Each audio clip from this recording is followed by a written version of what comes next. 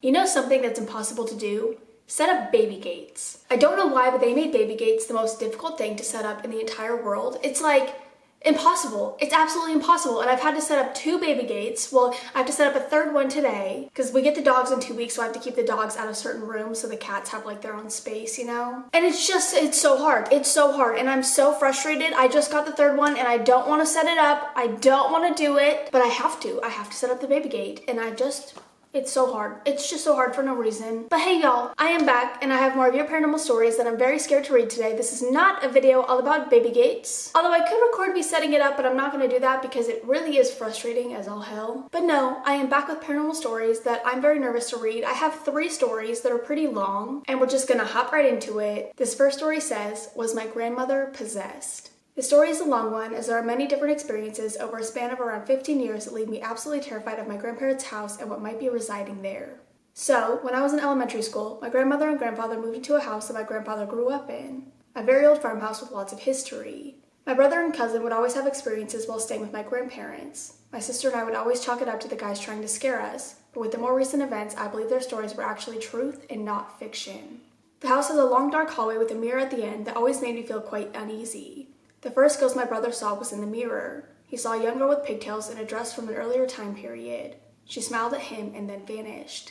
My brother later saw the same young entity standing over the shoulder of my grandfather while we were eating supper one evening. Could it have been the ghost of my grandfather's mother? My brother and cousin would also claim to see entities pass through different portions of the house. From time to time, my brother and cousin would claim to see ghosts, but never anything threatening or more eventful than the occasions above. The real frightening experiences began to occur after the death of my grandfather, when my grandmother lived in the house alone. A key detail to note is a doll that my grandmother bought at an antique shop years ago. The doll had real human hair that was ratty and looked like it had been through hell. The doll also had eyes that would close when you laid it down. The doll got placed in a closet for years and was later brought out of storage by my grandmother for a reason I cannot remember. When she picked the doll up to look at it, we noticed that the eyes of the doll were far different than how they looked when my grandmother first brought it home. The eyes had the appearance that they had melted and were now a light red color. The doll was moved into the basement of the house and will come later in the story. My grandmother was a skilled seamstress and spent the majority of her days in the basement of the house in her sewing room. She did this for as long as I can remember, and she never had any issues or reservations spending time in the basement before, even with my grandfather being out of the house the majority of the day as he tended to the farm.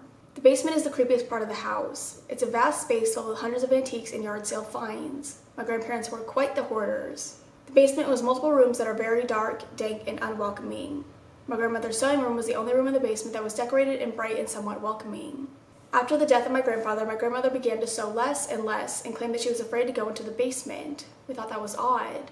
However, the bottom of the basement stairs was where my grandfather also had collapsed from a massive stroke and the stroke that caused his death. So it was understandable why she might not want to be in that space any longer. Another point to mention about the basement is that this is the space my grandfather's father spent many drunken nights in. He was reportedly abusive and just overall evil. I never had the pleasure of meeting him. Some time passed and my grandmother began to lose her memory and was ultimately diagnosed with Alzheimer's. She required caretakers to stay with her 24/7. So now, others got to experience the events of the house at all hours. The caretakers and my mother would claim to hear loud noises coming from the basement and knocking at the basement and front door, with, of course, no one being there. They would also hear footsteps coming up the stairs from the basement. All the caretakers were terrified and would stay awake the entire night as they were too afraid to sleep in the house. One day, my mom and I were getting the laundry from the dryer that was in the basement, and from the corner where the doll sat came an ear-piercing, screeching noise. My grandmother still had mild symptoms from Alzheimer's at this point in time and claimed it was just the pipes and that she would hear the noise from time to time. I'm not convinced.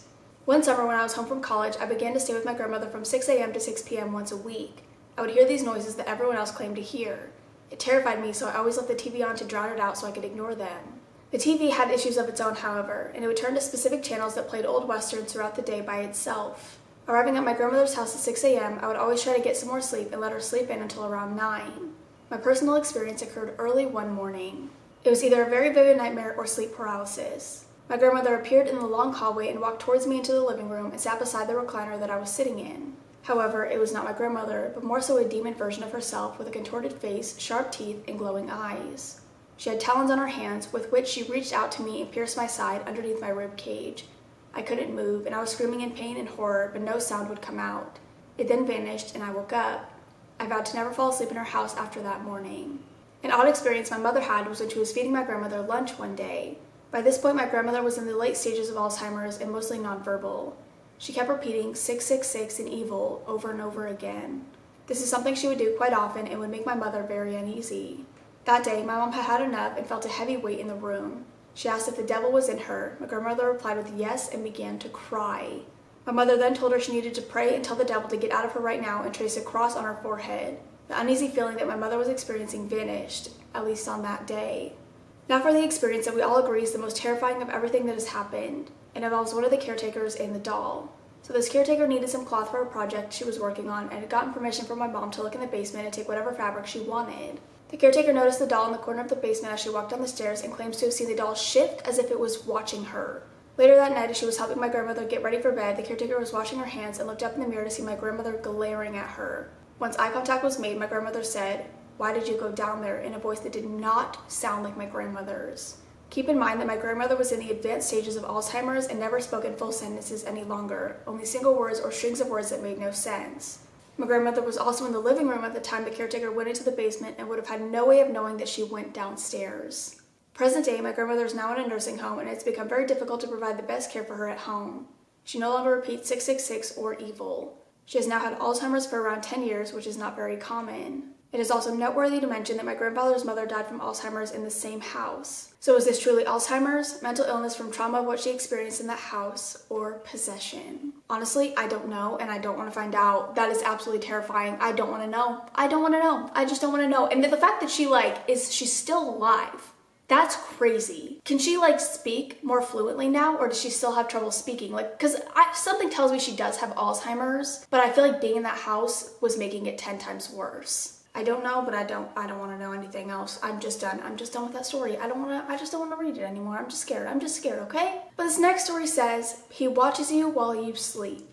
They said, "Hey Courtney, I've watched your videos from the beginning and I've wanted to share one of my paranormal encounters for some time. It's kind of long, but definitely my creepiest encounter. Hope you read and enjoy. Love you." I'm just not mentally prepared for this one. That's why I read the little preview of it. I'm not ready to read this after the last one. I've been fascinated by the paranormal for as long as I can remember. With that, I was a rather brave child and wished to see a ghost more than anything. Weird, I know. Fast forward to my teen years. I was asked to house sit and watch my aunt and uncle's dog while they were camping for a long weekend. I quickly agreed as it was my favorite uncle and the thought of spending time away from home was exhilarating. I'm an introvert with many siblings, so the time alone was quite a treat.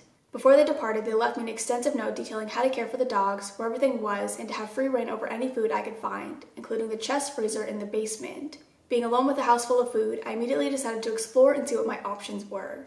It was late afternoon, so the sun was beginning to set, but it was still bright enough that no lights were needed. I began to step into the dark basement and was immediately met with a feeling of dread and fear. I hate these basement stories. I absolutely hate them. I stared momentarily into the basement and pushed the thought to the back of my head. I took the steps down to the basement and found the light switch so I could find my way around the windowless room. Most of the basement was finished, but where the chest freezer was, it was just wood panels that you could walk through.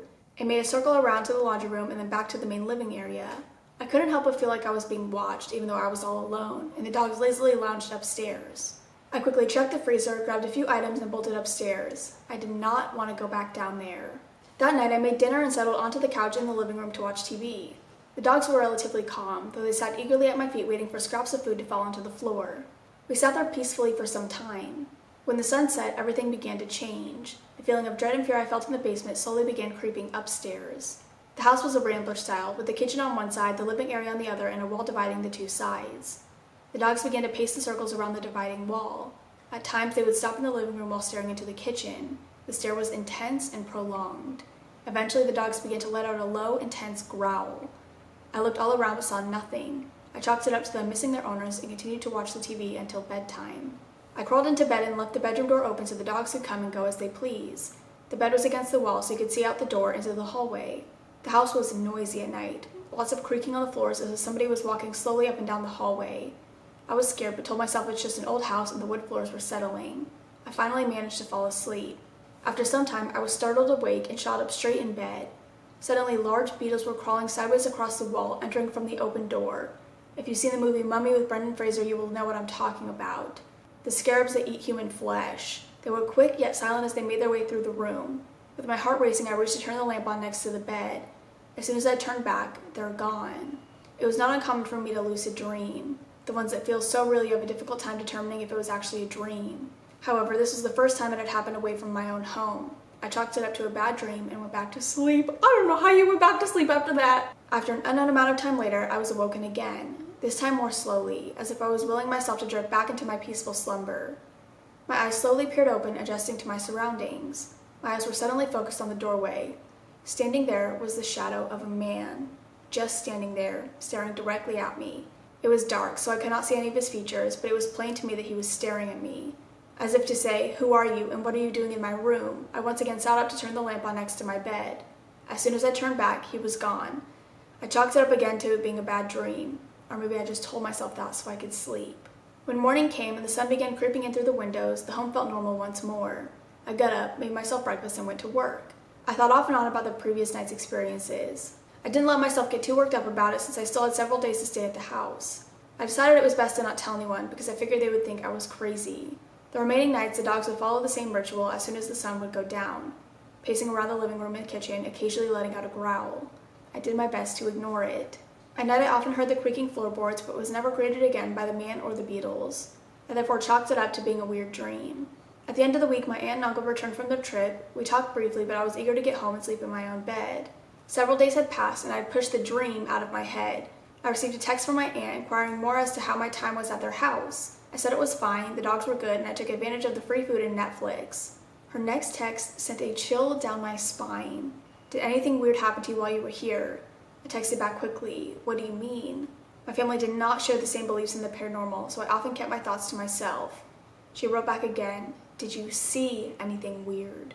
I decided I would tell the truth and share what I had seen. She wrote back with a laugh crying emoji saying, "I wondered if you would." We chatted for a while longer while she detailed similar strange events that had taken place. She mentioned how they would often wake up hearing a rhythmic drumming noise coming from the dresser. She would shout for it to stop and the room would immediately go back to quiet. The basement, especially near the freezer, was a place of frequent activity as well. Her young grandson would often remark, "Who is the man standing over there?" In the years since, I've talked to my family members who have stayed in that same room. I casually ask, "Have you experienced anything weird while staying in that room?"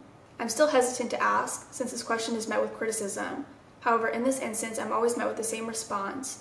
Wide eyes with a knowing look and a brief moment of silence before they say, "You mean the man who watches you while you sleep?" I'm over these. I'm so over these stories right now. I don't know what it is today, but these ones are freaking me out more than normal. So we're gonna end it on a lighter note. This is more of a wholesome story. I'm so glad I ended up finding this one. I knew the other two were gonna freak me out, so I'm so glad I found this one as well. This says, "My dead best friend haunts me." They said, "Hey there, my name is Alexis, and I have a few instances where my dead best friend, Kay, has visited me." I'm gonna go into the backstory first so you can kind of understand how our relationship worked with the paranormal before she passed. Me and Kay met when I was a freshman in high school. She was a few years older than me and seemed to be a know-it-all type, so I didn't really like her at first, how most best friends start out. Slowly we started to hang out more often and eventually turned into a wonderful relationship. We did everything together, so much that people were convinced that we were dating. The house that she lived in had a few ghosts that we knew of. None of them had the feeling that they were evil. Side note, I grew up and moved around to lots of haunted locations. I've been in the presence of something evil, so I can pretty much differentiate now if something is harmful or kind. I can tell you more about those another time if you want, of course. Back to the story. After a few years, I ended up living with my best friend and her family. Our room was the basement. I say basement with quotations because it wasn't exactly a basement, more like a downstairs, but had all the creepy vibes of a basement. One day we decided that we would use the Ouija board to talk to the spirits directly. We made our own board and took it to our room so her mom wouldn't know. We used the board and got some responses, but nothing weird happened, so we decided to use it again later on. Fast forwarding a few months, we were using the board and it began to go in a figure-8 motion, so we said goodbye and put the board away. I told her right then that I did not want to use the board anymore. She agreed. Later that night, we were laying in bed talking, no lights on except our salt lamp that made the room glow a very dim red. In the middle of the conversation, we both froze and she whispered, "Do you see that too?" I tried to get the words out, but I was frozen in fear. I was looking straight ahead at the fireplace that I had just watched a little boy climb out of. The little boy was a shadow darker than the pitch black of the corner of the room, but he had red eyes. He stood there, staring. 1 minute passed, and he was still there. 2 minutes, 3. He stood there for what seemed like forever, until he turned around, crawled back into the fireplace, and disappeared. Kay was trying to talk to me, but again, I couldn't form any words. The presence of that thing was not kind. It was not exactly evil, but I could tell it was not a child, though it looked the form of one. I was terrified, yet she wanted to use the Ouija board again to find out more about this spirit. I declined. I'm pretty sure she ended up using it while I was not there because more activity started to happen, but I'll save that for another time. You will have to tell us more! In June of 2018, Kay had an asthma attack that led her into cardiac arrest. She stopped breathing for 30 minutes, and when they revived her, she never regained consciousness. It was 13 days in the ICU before I finally whispered to her that it was okay to leave me behind. She had suffered enough, and I knew she was holding on for me, but it was time for her to be pain-free. She passed away on July 5th, 2018 at 3:58 p.m. I'm so sorry for your loss, by the way. I feel like I can't go on in the story without saying that. The first few months were very hard for me. Not to say that it's still not hard, but those times were the worst. Sometimes I felt like there was something there, and I tried to tell myself it was just me wishing that she were there and that it was all just a part of grieving. Until one day, I knew it just wasn't in my head. My boyfriend and I were having a disagreement, not sure what it was about, and I started to cry. It wasn't unlike me at the time since my emotions were not stable. In the middle of the discussion, something tumbled down the steps and landed in the middle of the floor. We both looked at each other and realized it was an air filter that had been sitting on the ledge of the stairs for several months. I looked at him and joked, "Kay doesn't like it when I cry." We put the air filter back where it was and went to bed. Fast forward again a few months. My boyfriend and I were deciding on a movie to watch, and I mentioned, "Why don't we watch a scary movie?" And right on cue, the air filter came tumbling down the stairs again. We decided against the scary movie and instead watched a comedy. In July 2020, I had moved into a place of my own, and the first few nights were hard. I was remembering all the plans me and Kay had when we finally lived on our own. I went to bed pretty early since moving and crying makes you exhausted. In the early morning, I was awoken to a feeling of someone crawling up the blankets. I initially was terrified being woken up to this feeling, but then I felt a warm, loving sensation wash over me as the weight disappeared. It felt like all the times we would cuddle in her bed and lay on each other. I looked at the clock, 3:58 a.m. July 5th. It was the date she passed away, the time, and she came to visit me. I was blessed. I am blessed. I just got chills. Oh my God, I just got chills. I still think about her every day. I still have things happen to me that I know are her. She knows I will always have her with me and vice versa. That is the sweetest story I've ever read in my entire life. It's heartbreaking. It's absolutely heartbreaking, and I'm sorry that she was taken away from you at such a young age. But the fact that she's still with you just gives me chills. Like that instant in your room, in your apartment, oh my God, that is amazing. That's absolutely amazing. That is all I have for now. I hope you guys enjoyed. If you have any stories that you would like to share with me or the community, I will have my subreddit linked down below. I'm not even gonna say I'm gonna have my email linked down below, even though I will have my email linked down below. I'm just, for now on, gonna say that I have my subreddit linked down below. So hopefully you guys will just post on the subreddit and stop emailing me. You guys can still email me. Stop sending them to the email, please. For the love of God, stop sending them to the email. I'm gonna go set up this stupid fucking baby gate. But I love you guys. I will see you in the next one. Bye. I ain't got shit to say. I really don't. I need to set up this baby gate. That's pretty much the end. It's really hot in here. I'm kind of sweating. This was a horrible shirt to wear.